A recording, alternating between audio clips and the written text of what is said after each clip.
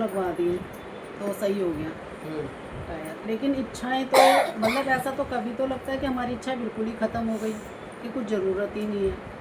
और कई कई बार तो फिर एक आधी निकल के ही आ जाती है। और भी एक प्रश्न ये है कि भाई जैसे जो रंका बंका का भी दृष्टांत बताया कि हमें ये कैसे पता चलेगा ये हमारी प्रारब्ध का है या ये हमारी परीक्षा है।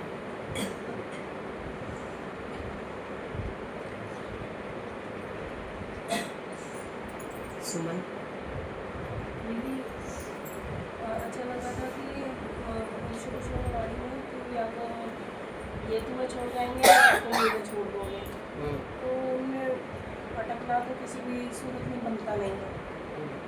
और दूसरा ये अच्छा लग रहा था कि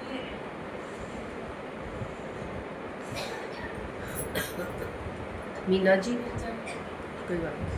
हाँ हम्म,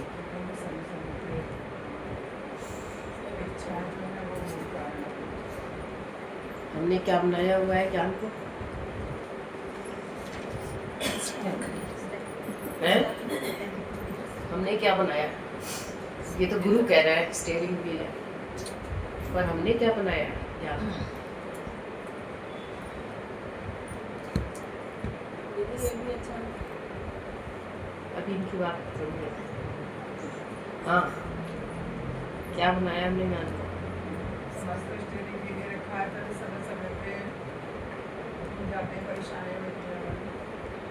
क्या परेशान है? परेशानी भी हमारी क्रिएट की हुई है।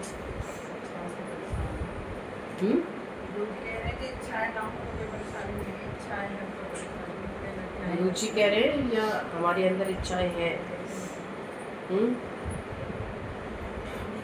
सत्संग कराने का जो मन होता है वो इच्छा नहीं आता, उसको कैसे छोड़ना नहीं है, करा लो। छोड़ोगे क्यों? थोड़े लोगों में भी हो सकता है। ये मत सोचो कि पढ़ाई कराऊंगी मैं, सब हमको क्या बोलते हैं उस दिन सत्संग रख देना। हम पूछते क्या है उस दिन? जन्मदिन है उस दिन बच्चे का, उस दिन हमारी एनिवर्सरी है। हम कहते हैं ऐसे ही रखा हुआ, ना जन्मदिन वाले दिन रखा हो ना एनिवर्सरी वाले दिन। उस दिन तुम हलचल में रहोगे, तुम सुनोगे ही नहीं कुछ। हमारा ध्यान रहेगा ये करना है ये करना है। शांति से बैठो और सत्संग सुनो भी और उसका फ़ायदा भी लो, और गुरु के आने की खुशी भी करो फिर उस दिन। और उस दिन तो तुमको गुरु के आने की खुशी नहीं होगी, उस दिन जन्मदिन की खुशी होगी। आज जन्मदिन है, आज एनिवर्सरी है, आज ये है, नहीं कराओ। रोज होना चाहिए सत्संग। तो सत्संग मुझे इच्छा में आता है या नहीं आता? अच्छी इच्छा है, ये शुभ इच्छा है, अच्छी इच्छा है। और जब सत्संग होगा तो घर का एनवायरनमेंट भी अच्छा होता है। पूरा दिन हमारा ध्यान कहाँ रहता है? आज सत्संग है, ये कोना भी साफ कर दूँ, ये कोना भी साफ कर दूँ। आज गुरु आएगा, आज सब प्रेमी आएंगे। पूरा ध्यान हमारा ऑटोमेटिक रहता है, करना नहीं पड़ता है तो हम बता रहे हैं खाली, पर वो अंदर से तार जुड़ जाती है। और अगर नहीं हो पा रहा है तो दुखी नहीं हो, कोई कारणवश नहीं हो पा रहा, कोई कारण भी हो जाता है कई बार, तो दुखी मत हो। हमें तो सत्संग से ही मतलब है ना, हम सत्संग में आ गए।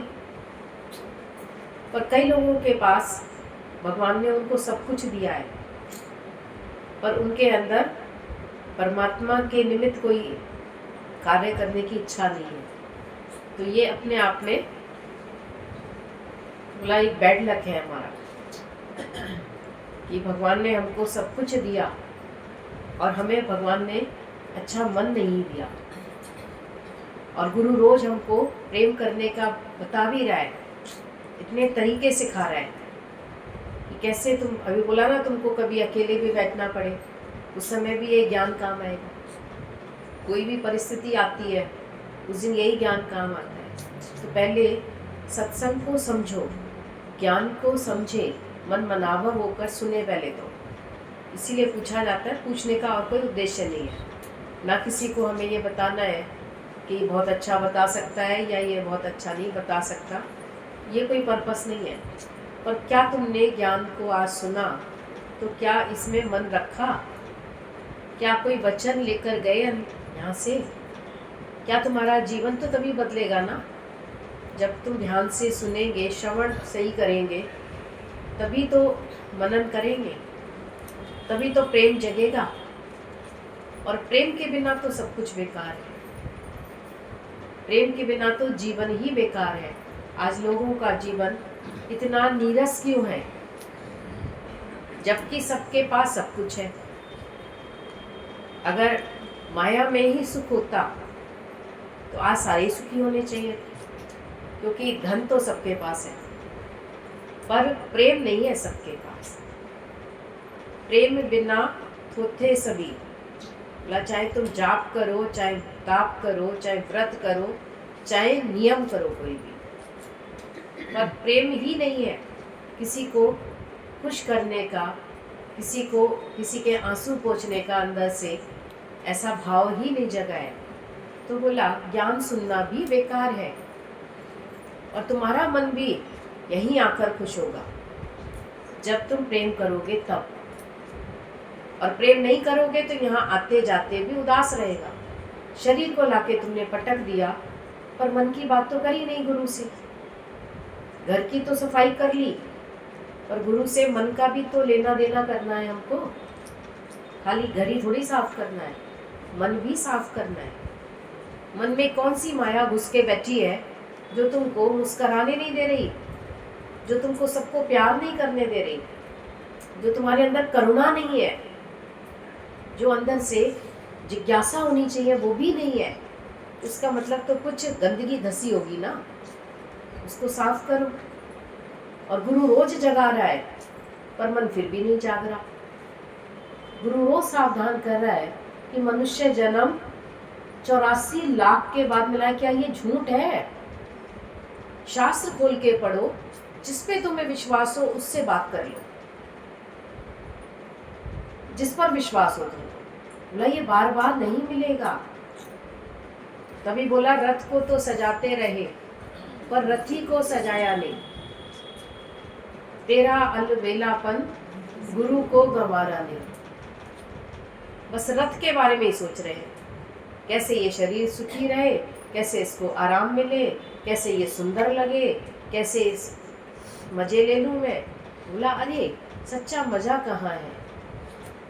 जहाँ मजा है वहाँ तो ढूंढते ही नहीं, जहाँ मजा नहीं है वहाँ ढूंढ रहे हो तुम।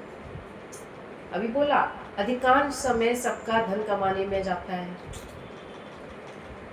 अगर तुमने 60 साल तक नौकरी की तो 60 साल तक तुमने जीवन के जो 8 घंटे लगा लो, मिनिमम 8 घंटे। 8 घंटे तो केवल उसके हैं, बिजनेसमैन के तो 12 घंटे क्या 24 घंटे लगा लो। उसके तो दिमाग में हर वक्त वही रहता है, नफा नुकसान, नफा। ठीक है, गुरु ने मना नहीं करा तुमको। सब हमारे भक्तों ने सेवा की। गुरु नानक साहब भी बोला, शुरू में उनके पिता मिर्चों का व्यापार करते थे तो किया उन्होंने थोड़े टाइम बचपन में, बाप ने जबरदस्ती भेजा उसको। पर गुरु नानक तो एक अवतार है, वो तो सारी दुनिया नहीं हो सकती। लेकिन अगर बात आती है सतना कसाई की तो उसने भी किया जो भी। और दादा का भी बिजनेस था पहले, पर जब ये ज्ञान मिला उसके बाद दादा ने बोला अपना ये सच्चा व्यापार किया। अभी सुन रहे थे कि दादा ने उसको बोला मेरे पास करोड़ों है, बताओ कहाँ दिलवाना है धन। बोला कोई गरीब हो तो दे दो उसको। बोला गरीब तो होगा, जरूर होगा, गरीब तो सारे ही होते हैं आजकल। बोला सबको ही धन चाहिए, करोड़पति को भी, वो भी गरीब है दुनिया में, वो भी गरीब है, वो भी और की इच्छा करता है। बोला यहाँ पूछ लो यहाँ कोई गरीब हो तो? किसी ने बोला ही नहीं, क्योंकि यहाँ कोई गरीब ही नहीं है। गुरु ने सबको शहंशाह बना दिया, राजा बना दिया। सब निरीच्छा है यहाँ पर, नहीं चाहिए। दुनिया में कोई निरीच्छा नहीं है। जो मिलियनर है, जो अरबपति है, वो भी निरीच्छा नहीं है, वो भी और की इच्छा कर रहा है। अभी और मुझे उससे भी ऊपर जाना है।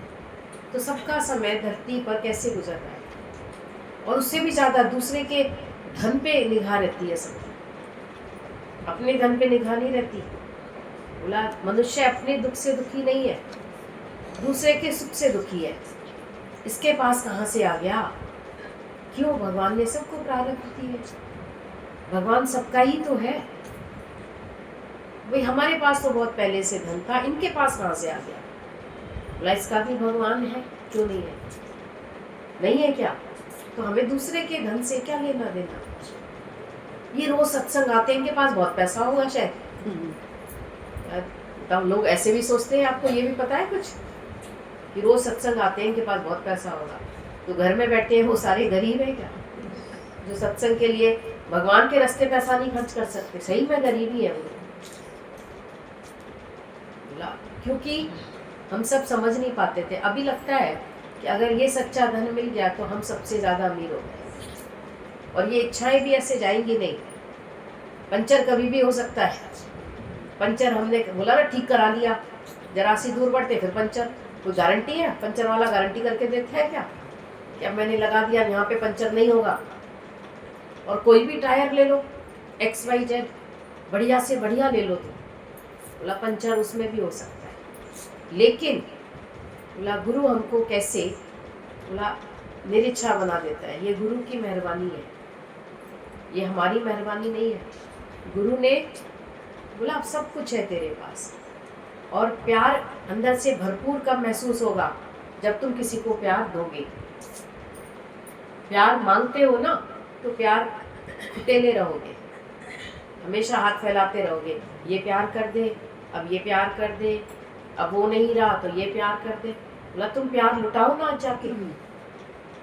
जब बात आती है कि गाय और सुअर की, सुअर ने कहा मैं भी सब कुछ देता हूँ और तुम भी देती हो, लेकिन तुम्हें लोग पूछते हैं गौ माता करके इंतज़ार करते हैं तुम्हारा रोज रोटी खिलाने के लिए, और मुझे देख के लोग मुंह मोड़ते हैं, गंदा मुंह बनाते हैं। सुअर देख के अच्छा मुंह बनता है तुम्हारा, ऐसे कहते हो हाय बच के निकलना, एक छींट भी गिर गई तो उसकी रहता ही वो गंदगी में ही है। तो गाय ने बोला हाँ बात तो सही है, तुम भी देते हो, उसकी भी हर चीज़ काम आती है, उसके बाल काम आते हैं, उसकी चर्बी काम आती है, उसका जो जो पार्ट है सब काम आता है। तो और गाय ने बोला मैं जीते जी देती हूँ। गाय हर चीज़ जीते जी, उसका गोबर कितना शुद्ध माना जाता है। घर में कोई भी शुभ कार्य हो, अशुभ कार्य हो, कुछ भी हो, गमी हो चाहे खुशी हो, तो बोला गाय का थोड़ा सा गोबर लाके ऐसे लिखते हैं, शुद्धि हो गई है, इस जगह की शुद्धि हो गई। हर जगह तो गाय का गोबर काम आता है। उसका दूध कितना अनमोल होता है, उसका यूरिन भी बोला कितना अच्छा होता है, उसको पीने से बीमारियां खत्म हो जाती हैं। क्या उसका सब कुछ जीते जी है। तो बोला तुम भी जीते जी क्यों नहीं देते? सब मरने के बाद सब छोड़ जाओगे, और जो छोड़ के जाओगे वो तुम्हें याद भी नहीं करेंगे, पर जो तुमने निष्काम जीवन बनाया, किसी को जाके प्रेम किया, बोला वो तुमको पूरे जीवन याद रखेंगे, वो भूलेंगे नहीं तुमको कभी भी। और घर के लोग तो भूल जाते हैं, फोटो लगा के माला टांग देते हैं, बस खाली ऐसे करके माला टंग गई। अब कभी दिन आएगा साल में, तो उस दिन याद रहा तो टीका लगा देंगे, उस दिन नहीं याद रहा तो वो भी ऐसे निकल जाएगा। पर गुरु बोला सबके दिलों में बैठता है। तो गुरु नहीं बनना हमको, लेकिन प्रेम तो करना है, निष्काम जीवन तो बनाओ। देखो कितने लोग धरती पर उदास बैठे हैं, और जब तुम किसी को प्रेम करने जाओगे तो तुम्हारी उदासी भी दूर हो जाएगी। निकलो घर से बाहर, तो निकलो जरा। निकलना ही नहीं चाहते, इतना ही काफ़ी है, बस सुबह से दोपहर तक काम कर लिया, शाम को सत्संग आ गए, सत्संग से जाके अपना सो लिए, टीवी देख लिया, रात हो गई, खत्म, जीवन खत्म हो गया। आज का गए 24 घंटे हमारे, यही है, इससे आगे कुछ है ये भी बताओ हमको साथ में। इसके अलावा भी कुछ है हमारे जीवन का लक्ष्य? इतना ही है, यहाँ तक सेट हो गया है मन थोड़ा सा, और किसी ने तो इतना भी सेट नहीं किया मन को, इतना भी आगे नहीं बढ़ाया कि थोड़ा और, इतने में भी पीछे हट जाता है। जिस दिन नहीं आना हुआ उस दिन दूसरी बात, जिस दिन आना हुआ उस दिन दूसरी बात।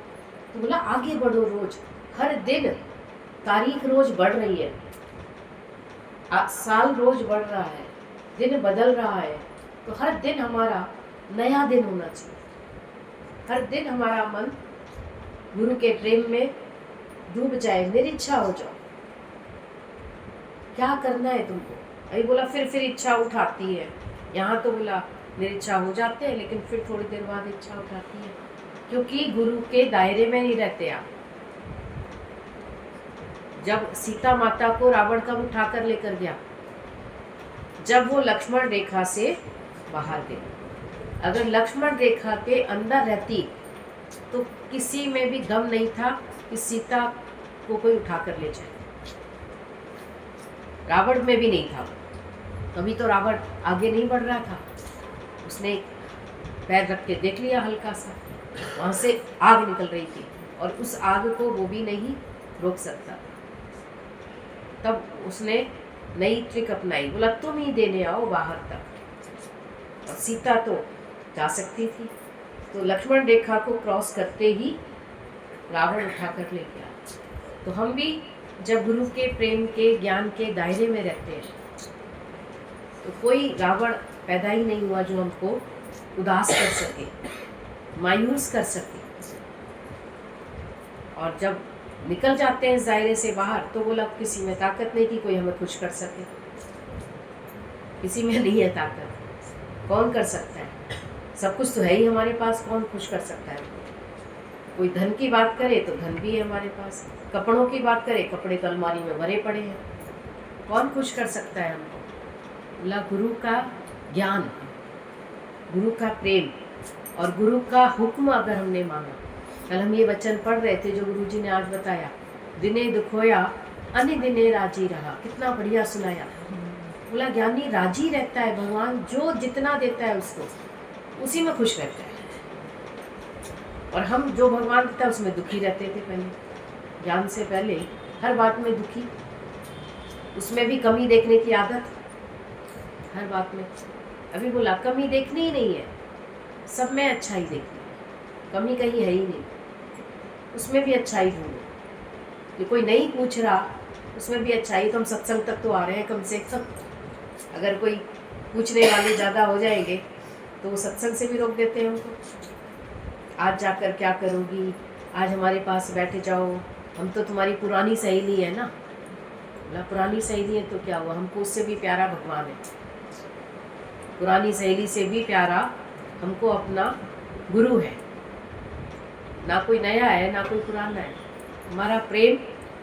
नहीं तो इस प्रेम का भरोसा भी नहीं है कब माया में परिवर्तित हो जाएगा। माया भी है ये मन भी, मन अभी बहुरूपिया बनकर कभी भी माया में हमको खींच सकता है। इस मन पर लास्ट तक एतबार मत करना, संत कभी नहीं करते।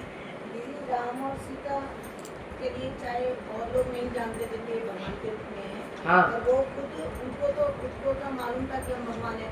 तो राम जब भगवान थे तो उन्होंने इनको मृग के रूप में राक्षस नजर आ रहा होगा कि ये तो राक्षस है, वो क्यों है? या सीता को भी रावण तो वो अंदर से तो पहचान नहीं होंगी भगवान के, क्योंकि वो तो भगवान थी, ये तो राक्षस है, फिर भी उन्होंने रेखा से बाहर क्यों आई? लक्ष्मण रेखा से बाहर क्यों आई? बोला ये सब हमको बताने के लिए है, ये सारा आदर्श राम का अवतार पूरा जीवन है सिखाने के लिए हमें। भगवान जब आता है ना अपने जीवन के हर पहलू से सिखाता है, हर बात से हमको सीख देता है, शिक्षा देता है। सब राम भी जानते थे, सीता भी जानते थे, क्योंकि ये लीला पहले से लिखी हुई है। बोला ना पहले बनी प्रारब्ध पीछे बना शरीर, पर उसके बाद की भी तो स्थिति देखो ना। अगर वो रावण लेकर भी गया लेकिन फिर भी क्या उसका मन रावण में था? क्या उसका मन सोने की लंका में था? नहीं था। वो तो एक ब्राह्मण समझ के उसको भाई मेरे द्वार से कोई खाली हाथ ना जाए। भले बैठी खुद भी वनवास में खुद भी वन में बैठे, उनके पास कुछ है भी नहीं ज़्यादा देने के लिए, लेकिन ज्ञानी का भाव कितना होता है कि वो कुछ नहीं होता है तो भी वो चाहता है कि सब खुश होके जाए मेरे पास से, कोई भी खाली हाथ ना जाए। ये ऐसा भाव जगा के रखो, भाव केवल। लेकिन अब ये दूसरे पहलू से जो गुरु ने हमको समझाया, पर लक्ष्मण रेखा नहीं पार करना, ये भी ध्यान रखो। प्रेम होता है ज्ञानी के अंदर, करुणा होती है, सब कुछ होता है, लेकिन फिर भी वो बहता नहीं है किसी चीज़ में। तो ये सब लीलाएं जो होती हैं हम सबको सिखाने के लिए होती है। कृष्ण की भी लीला हमको सिखाती है, राम की भी लीला हमको सिखाती है। तो हमको सीख कर आगे बढ़ना है और अपने जीवन से भी सीखो कि इतना जीवन हमने संसार में बिताया, जब तक गुरु नहीं मिला तो जीवन क्या थी, और आज गुरु मिला अब जीवन बदल गई। तो अब हमारा जीवन ज्ञान से ही बनना है। आज हमारे पास कोई गुरु ने हमको कोई ऐसा आशीर्वाद नहीं दिया कि तुम्हारे पास करोड़ों हो जाएंगे, या ज्ञान में आने के पास हमारे पास करोड़ों हो गए, ऐसा कुछ नहीं है। मिल आज भी प्रारब्ध रही है, लेकिन आज वही प्रारब्ध हमको कितनी अच्छी लगती है, कितनी ज़्यादा लगती है, लगता है इसके लिए इतनी भी ज़रूरत नहीं थी, इतनी भी ज़रूरत नहीं थी, भगवान ने बहुत ज़्यादा दिया है। लेकिन गुरु मिलने से पहले यही प्रारब्ध हमें कैसी लगती थी, इसी प्रारब्ध में हम कमियां ढूंढते थे। मेरा भाग्य भगवान ने ऐसा बना दिया, मेरा भाग्य ऐसा बना दिया, बहुत बढ़िया बनाया है। बिना ज्ञान के बोला, घर में अगर बेटी पैदा हो जाए तो क्या कहते थे, अरे भगवान एक बेटा ही दे देता। क्यों? अब समझ में आ गई, जो दिया भगवान ने स्वस्थ बढ़िया देना चाहिए, बस भगवान की मर्जी है, जो दे रहा है बहुत अच्छा है। नहीं, उसको तो बेटा दे दिया। बोला तुम्हारे घर में बेटी हो जाए और तुम्हारी सत्संगी के घर में बेटा हो जाए तो तुम खुश होएंगे? क्या करेंगे बताओ?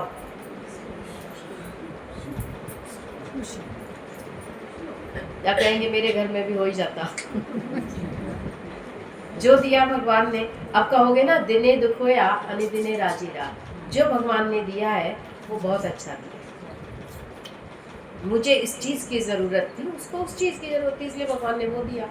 और उसके अलावा देखो, और गहराई में जाओगे ज्ञान की, तो बोला कर्म का हिसाब किताब है, कर्म प्राणी है। बोला बेटा बनकर भी लेके जाएगा, बेटी बन के भी लेके जाने, देना ही देना है उनको, लेना थोड़ी है हमसे कुछ भी। खुली है तभी तो इतना मन शांत। अब कैसे मन एकदम हर बात में कि इतना ही हमारा हिसाब किताब है। बोला कर्जदार हैं ये सारे। और कोई कहता है ना कि आज हमारे पास नहीं है, कोई संतान भी नहीं होती किसी को, तो गुरुजी कहते थे तूने किसी से कर्जा ही नहीं लिया है, ये सब कर्जदार ही तो है, देते हो उनको, जीवन भर देते ही रहते हो, करते ही रहते हो।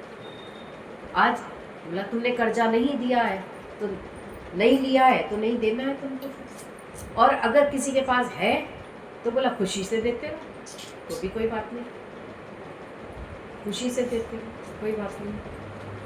और अगर नहीं है तो हमने किसी से लिया ही नहीं। अपने मन को शांत करो तुरंत। प्रारब्ध वाली बात तो 100% फिक्स हो गई। हाँ, जो है वही मिलेगा, नहीं मिलेगा, और जितना मिला वो बहुत अच्छा मिला, ये चीज़ तो बिल्कुल फिक्स हो गई। पर अपने जीवन को बचाते जाओ। ये एक एक बात समझते जा रहे हैं ना, तो फिर बहुत अच्छी बात है, कष्ट नहीं होगा मन में। फिर उसमें अटकना नहीं है। जिस बात पे अटका हुआ है, हाँ, सुई को कहो यही सब कुछ भगवान को मंजूर है। आज जैसे भगवान मनुष्य के रूप में आए थे अपनी लीला दिखाने के लिए। हैं? भगवान मनुष्य के रूप में आए थे, मनुष्य जैसा बन के हाँ, अपनी लीला दिखाने के लिए। तो मेरा मन इस पे अटका हुआ है कि फिर गुरु हमारी तरह क्यों नहीं बन के आए, हमारी तरह मतलब कहने का मतलब जैसे हमारे सामने तो उल्टे चलने वाले हैं, शादी करने कितने लोग हैं तुम्हारे सामने उल्टे चलने वाले? कितने हैं? के सामने तो सब सीधे चलने वाले हैं। हम पूछ रहे हैं आपके सामने कितने लोग हैं उल्टे चलने वाले, कितने लोग हैं तुम्हारे घर में? आपके घर में कितने लोग हैं? चाहे कितने? दो हो या तीन, मतलब दो है बस, तीन है? मेरे कहने का मतलब है कि गुरु जैसे भगवान मनुष्य के रूप में ही आए थे और फिर वैसे गुरु अगर हमारी तरह ही बन के आते तो हमें उनका ज्ञान जल्दी समझ आता। तो तुम्हारी तरह ही तो आए हैं, कहाँ से अलग से आए हैं? मतलब हम देखते हैं, आप जितना भगवान का कहते हो एग्जाम्पल देते हो, हमने उनको नहीं देखा, हमने तो जिनको देखा है हम तो उनके देखो, पे चलने की कोशिश कर बात रहे को हैं। समझो पहले। ठीक बात कह रहे हो आप भी, बहुत अच्छी कह रहे हो अपनी तरफ से, लेकिन सबकी प्रारब्ध अलग अलग है। हमारे सामने 2 लोग हैं, गुरु के सामने 200 लोग हैं उल्टे चलने वाले। चलने वाले हैं। कोई तो लगता है सीधे चलते हैं ये, इसमें से एक भी सीधा नहीं चलता है, एक भी सीधा चलने वाला नहीं है। गुरु ने छोड़ दिया, इनमें इच्छा निकाल दी तो अपने आप ही सीधे चल रहे हैं। और हम भी जब इच्छा निकाल देंगे तो हमारे वो भी सीधे हो जाएंगे। पर हम तो हर वक्त उसमें इच्छा रखते हैं, हम हर वक्त इच्छा रखते हैं। इच्छा मत रखो उसमें, तो वो अपने आप में सही है, कोई भी बुरा नहीं है भले मन के वास्ते। अगर तुम शांत हो जाओ तो कहीं शोर ही नहीं है, मन को शांत कर लो, ठीक है, ऐसा ही भगवान को मंजूर है। हम उस काम को, अगर हम इधर से जा रहे हैं और इस रास्ते पे थोड़ी रुकावट है तो हम वापस आते हैं, दूसरे रास्ते से चले जाएंगे। हमें तो मंजिल पे पहुंचना है खाली, हमें रास्ते से कोई लेना देना नहीं है। बेशक ये रास्ता आसान वाला था, पर वहाँ पे टेंट लगा है, वहाँ पे रुकावट है, तो हम वापस आ जाते हैं। हमें मंजिल पे पहुँचना है, हमें ये नहीं देखना कि ये आसान रास्ते पे जा रहे हैं, ये मुश्किल रास्ता मिल गया हमको। तो बोला ज्ञानी मुश्किल को भी आसान करता है, उसकी सोच इतनी सकारात्मक है, उसकी सोच इतनी पॉजिटिव है कि वो हर बात में भलाई ढूंढता है, वो कमियां ढूंढता ही नहीं है। भगवान राम के जीवन में भी उल्टे लोग थे और कृष्ण के जीवन में भी थे, गुरु के जीवन में भी बहुत उल्टे लोग थे। ऐसा नहीं कि सारे सीधे थे। इतनी इतनी मेहनत लेकर भी माया में चले गए, और निष्काम मेहनत लेकर। बोला तुम सकाम मेहनत करते हो तो भी तुमको दुख होता है, और गुरु ने तो उनसे निरिच्छा भाव से प्यार किया, निष्काम मेहनत की, कोई रिश्ता नहीं, कोई नाता नहीं, कोई लेना नहीं, कोई देना नहीं, फिर भी प्यार किया, और फिर भी वो माया में चले गए। तो दुख नहीं होता क्या? आप बताओ। जैसे एक माँ को दुख होता है, तो बोला अगर कोई भी मेहनत करता है उसको भी दुख होता है, लेकिन गुरु ने कहा उसका हिसाब किताब ही इतना था हमारे साथ, कितना आसानी से अपने मन को मोड़ लिया। तो हमें भी मन को मोड़ना आना चाहिए कि ठीक है, हमारा हिसाब किताब ही इतना है उसके साथ, उसका मेरे से इतना ही देना लेना था। हम तो दुखी हो जाते हैं, इतना मैंने प्यार किया, इतना मैंने दिया, इतना मैंने किया, तो भी बोला कोई बात नहीं, अब हमें अपना रास्ता लेना है, हमें कोई उसके रास्ते में जो रुकावट आए उसको निकालते जाओ, बस बात खत्म। हमको क्या करना है? तो प्रारब्ध किसी की भी आसान नहीं होती। लड़की को वहाँ माइक वाले ये बोल देते हैं पराए घर जाना है, और दूसरे घर पे आके किसी को भी यहाँ रहना ही नहीं हाँ, है, ये कह देते हैं तो पराए घर किसी जाना को भी यहाँ नहीं रहना, ना लड़की को रहना ना लड़के को रहना। जो कह रहे हैं मेरा घर, वो नहीं जाएंगे इस धरती से? आप बताओ, जो कह रहे हैं मेरा घर, मेरे नाम रजिस्ट्री है, तो भी रजिस्ट्री भी छोड़ के जाओगे, ले जाओगे अपने साथ? अब तो समझ जाओ ज्ञान से इस बात को। बिना ज्ञान के हम कहते थे ये घर मेरा नहीं, ये घर मेरा नहीं। अब तो किसी का भी कोई नहीं है घर, अब तो हमें ये रहस्य पता लग गया। अभी हमको पहले नहीं पता था, तो सब लोग कहते थे ना मेरा मायका ना मेरा ससुराल में भी वो कहते हैं हमारा घर है, वो कहते हैं। अब तो हमें पता है ना, ये घर किसी का है ही नहीं, ये तो धर्मशाला है, इसमें तो सब रहने आए हैं, उसके बाद सबको ही यहाँ से निकल जाना है। अब तो हम बहुत खुश हैं, पहले तो सोचते भी, अब तो हमें कुछ सोचने की, हमको पता लग गया है, ना घर तेरा ना घर मेरा, चिड़िया रह बसेरा। अब काहे को दुखी हो रहे हो? अब तो ये रहस्य भी खुल गया हमारे सामने। जो कहे मेरे पास करोड़ है और हमारे पास केवल लाख है, हम तो और ज़्यादा खुश हैं। लाख जाने का थोड़ा कम दुख होएगा, करोड़पति को ज़्यादा दुख होएगा। किसी की सोने की चेन निकल जाए वो कितना दुखी होता है। अब तो महंगा हो गया ना सोना, इसलिए बोला हमारे पास है ही नहीं, हमें ज़रूरत ही नहीं है, ना कोई लेके जाएगा, ना हमको दुख होएगा, ना हमारे पास कुछ है, ना हमने किसी का लिया, ना हमने किसी का दिया। अब तो और बढ़िया हो गए हम। ज्ञान के बाद गुरु ने इतना पॉजिटिव सोच दे दी हमको। अब तो बहुत रहस्य खोल दिए हैं गुरु ने हमारे सामने। अब घबराने की ज़रूरत नहीं है कि किसका घर है, किसके नाम है, किसी के भी नाम हो घर। हमें तो सिर्फ रहने के लिए छत है, नहीं होगी तो हम खुले आसमान में भी अच्छे से रह सकते हैं। अभी तो बाहर निकलोगी ना यहाँ से, इतना अच्छा लगेगा तुमको, फ्रेश एयर मिलेगी। जब यहाँ बैठे हैं तो भी अच्छे। तो भगवान जैसे रखेगा। सुनते हैं ना कि एक संत रहता था झोपड़ी में और बोला तेज तूफान आया तो उसकी आधी झोपड़ी का छप्पर उड़ गया। तो संत खुश हो रहा है, वाह भगवान तूने कितना अच्छा कर दिया, कितना बढ़िया मौसम है, मैं ऐसे ही देख सकता हूँ। अभी ऐसे थोड़ी देख पाओगे, उनको तो छत पे जाना पड़ेगा, बाहर निकलना पड़ेगा। बोला मुझे तो यहाँ से आसमान दिखाई दे रहा है। फिर थोड़ी देर बाद और तेज तूफान आया, पूरा ही छप्पर उड़ गया। तो कह रहे अरे वाह भगवान, अब तो तूने पूरा ही खुला आसमान कर दिया मेरे लिए, बहुत बढ़िया। अब तो सारी धरती मेरी हो गई, सारा आसमान मेरा हो गया। तो संत वही होते हैं जो हर बात में अच्छा ही ढूंढते हैं भगवान की। भगवान के किए में कभी बुराई मत ढूंढना, क्योंकि भगवान जो करता है वो अच्छा करता है। ईश्वर जो भी करता है अच्छा ही करता है। देख के अदला बदली क्यों आहें भरता है। हम क्यों परेशान हो रहे हैं? कोई कहता है बुढ़ापा आ गया, बोला बुढ़ापा अच्छा है, कम से कम तुमको नश्वरता दिखाता है, थोड़ा सा वैराग्य दिलाता है। किसी जवान व्यक्ति को बोलो, उसको वैराग्य ही नहीं होता, आता ही नहीं उसको वैराग्य, चाह कर भी कभी नहीं आ सकता। बुढ़ापे में जब असमर्थता होती है शरीर की, तो थोड़ा सा वैराग्य, क्षणिक वैराग्य आता है केवल, और ज्ञान के बाद आता है पूरा वैराग्य। और वो भी सबको नहीं आता, ज्ञान के बाद भी सबको नहीं आता। किसी बिरले को आता है जिसको गुरु से बहुत प्रेम होता है, वैराग्य उसी को आता है, बाकी तो दुनिया में किसी को नहीं आता। चाहे कितना भी दुख मिलता है, चाहे उसी घर से तकलीफ मिलती है, उन्हीं लोगों से मिलती है, तो भी ममता वहीं जाके अटकी हुई पड़ी है ना ममता।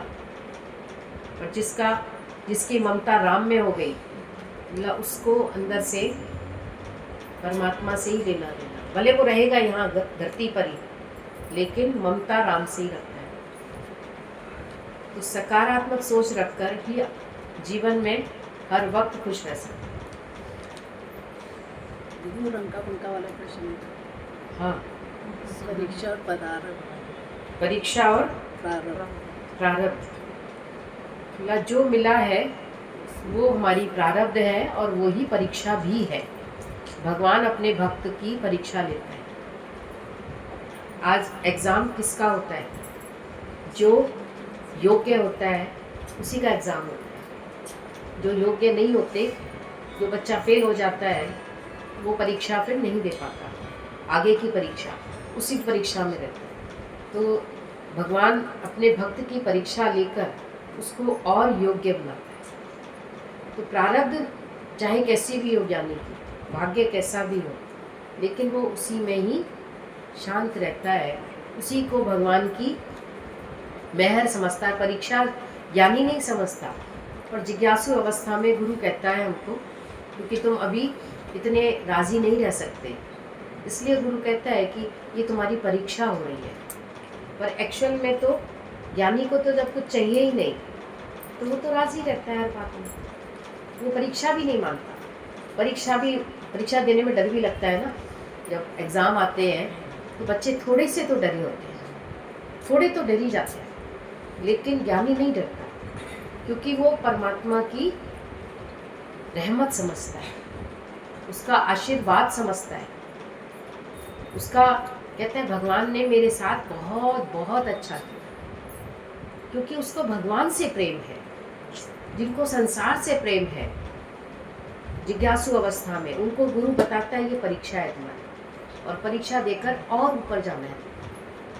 तो वो तो भक्त थे भगवान के, तो वो तो उसमें भी कहते हैं कि भगवान बहुत अच्छा, भगवान ने परीक्षा ली उनकी, उनको दिया, सोने की मोहरें बिखेरी, लेकिन फिर भी ना रंका ने उठाई ना बंका ने। रंका ने उस पर मिट्टी डाली ऐसे करके कि कहीं इसका मन ना अटक जाए, क्योंकि हम गरीब हैं, गरीब का मन बहुत जल्दी अटकता है। सोने चांदी में, पैसे में वही चोरी ज़्यादा करते हैं। पर वो भक्त थे, गरीब भले थे लेकिन वो भगवान के भक्त थे। तो उसने उठा के मिट्टी डाल दी ऐसे करके, कहीं मेरे भाई का मन ना अटक जाए, इसमें उठा ले वो गलती से। तब बंका ने बोला कि भैया क्या कर रहे हो? बोला कुछ नहीं। बोला नहीं कुछ तो कर रहे थे आप। बोला नहीं, भगवान आज हमारी परीक्षा ले रहा था। तो परीक्षा में क्या ले रहा था भगवान हमारी? तो बोला भगवान ने आज हमारे आगे मोहरें बिखेरी है कि तुम ले लो, लेकिन हमें नहीं चाहिए। तो मैं मिट्टी डाल रहा था उस पर, कहीं तेरा मन ना अटक जाए। मेरा तो नहीं अटका, लेकिन तेरा ना अटक जाए। तो उसने बोला भैया मिट्टी को मिट्टी से ढक रहे हो, और मेरे लिए तो ये मोहरें भी नहीं है, मेरे लिए तो ये भी मिट्टी है। तो भक्त के लिए बोला इन चीज़ों का लेना देना ही नहीं होता। पर जिज्ञासु अवस्था में मन फिसल सकता है, इसलिए गुरु कहता है ये परीक्षा है। पर संत और ज्ञानी बोला वो तो कहते हैं भगवान के किए में कोई कमी नहीं है, क्योंकि मैंने खुद ही अपनी प्रारब्ध बनाई है। तो मैंने खुद ही अपनी प्रारब्ध बनाई है, तो मैं दुखी थोड़ी होऊंगा। आज हमने अपनी मर्जी से ये घर बनाया है, हमें तो अच्छा लग रहा है, बहुत अच्छा लग रहा है। और कोई कहे कि नहीं इसमें ये कमी है, ये कमी है, बोला नहीं हमारे लिए ठीक है। तो ज्ञानी कभी भगवान के किए में कभी भी शिकायत नहीं करता, क्योंकि वो कहता है इसमें भी अच्छाई है। पर जिज्ञासु अवस्था में माया में जाने के चांसेस होते ही हैं, क्योंकि कभी भी संसार अट्रैक्ट कर लेता है, कभी भी कर लेता है। ममता ही अट्रैक्ट कर लेती है तुमको। ममता जहाँ फंस जाती है निकलती नहीं वहाँ से।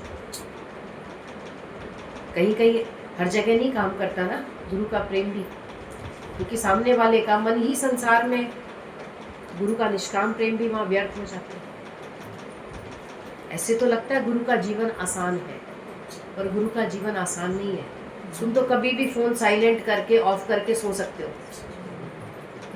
पर गुरु कभी नहीं कर सकता, क्योंकि कभी भी उसको कोई पुकार सकता है, किसी वक्त भी। हम तो कभी भी हमको सोना होता है तो हम अपना ऑफ करके सो गए, हमको नहीं सुननी आज, हमको सोना है। और हम देखते थे वो तो रात दिन हमारे लिए सेवा करता है, तो हमें आसान जीवन थोड़े ना है उसका।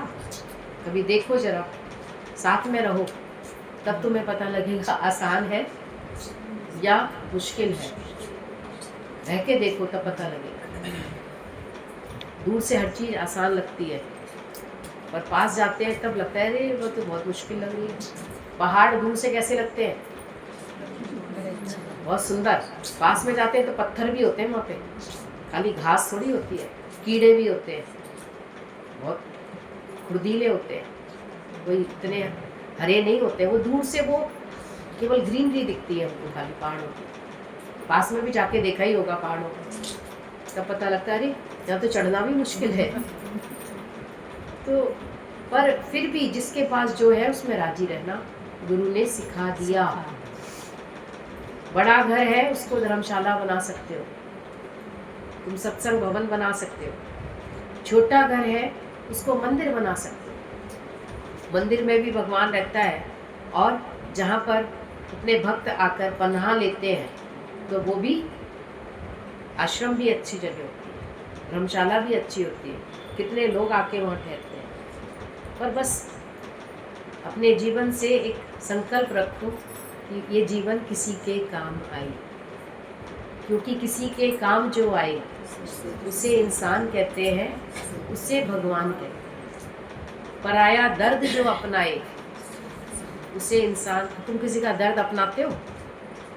बताओ, आज तक किसी के दर्द को दूर करने का मन में भाव जगा है?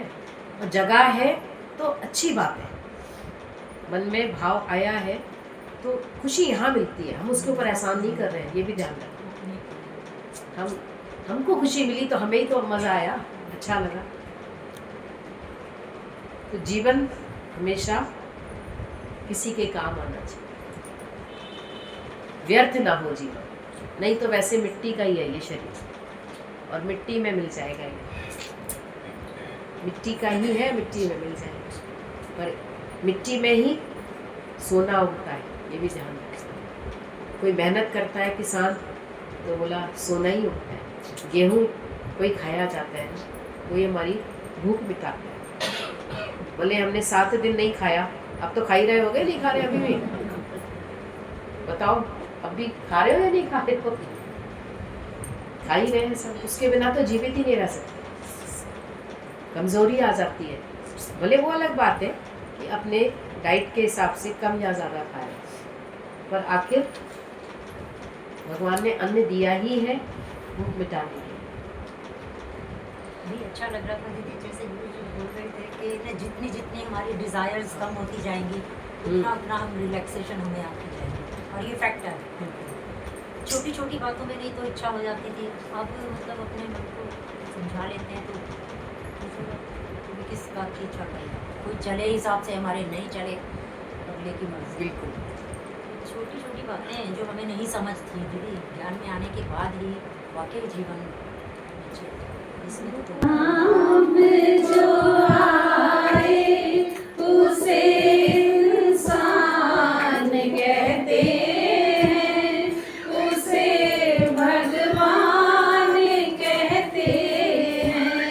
इसी के काम जो आए उसे इंसान कहते हैं, उसे भगवान कहते हैं।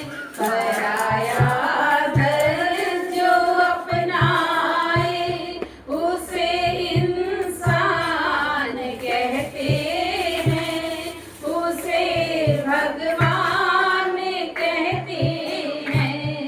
किसी के काम जो आए उसे इंसान कहते हैं, उसे भगवान कहते हैं। ये जीवन एक उलझन है, कहीं धोखा कहीं ठोकर। ये जीवन एक उलझन है, कहीं धोखा कहीं ठोकर। कोई हंस हंस के जीता है, कोई जीता है रो रो कर। कोई हंस हंस के जीता है, कोई जीता है रो रो कर। जो गिर कर भी संभल जाए उसे इंसान कहते हैं, उसे भगवान कहते हैं। जो गिर कर भी संभल जाए उसे इंसान कहते हैं, उसे भगवान कहते हैं। किसी के काम जो आए उसे इंसान कहते हैं, उसे भगवान कहते हैं। कभी धन्यवाद है इतना, कभी इंसान निर्धन है, कभी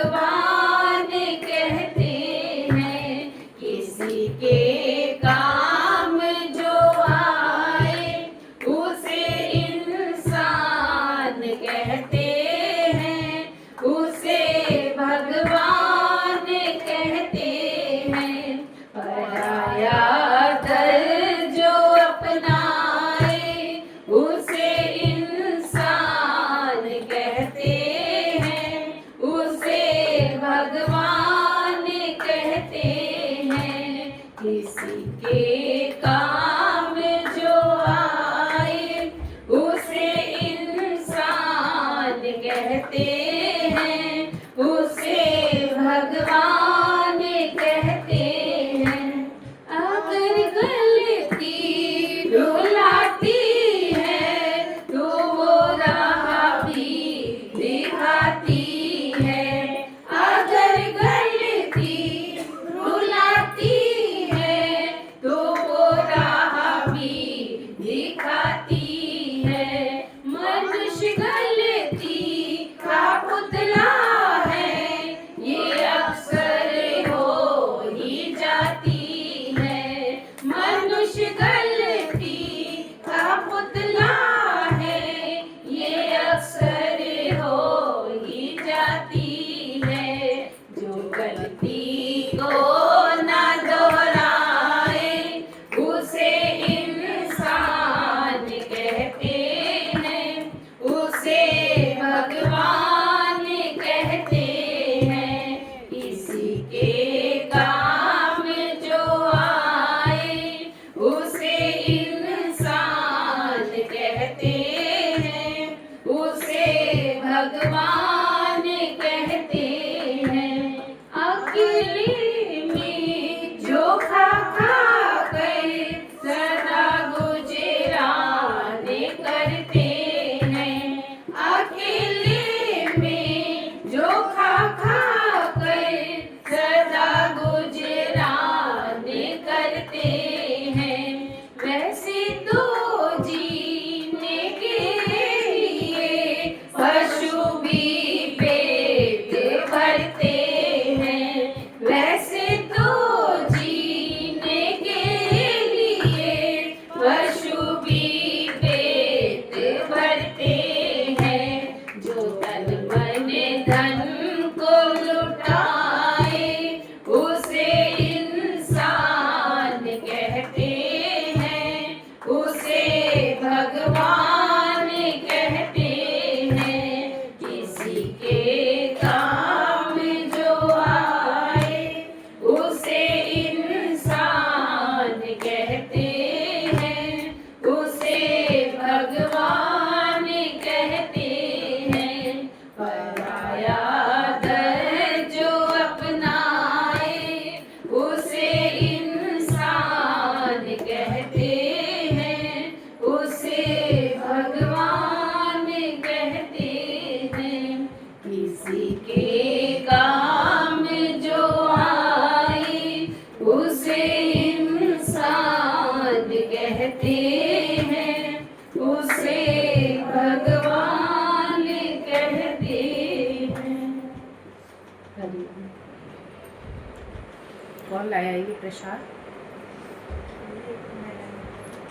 ये उषा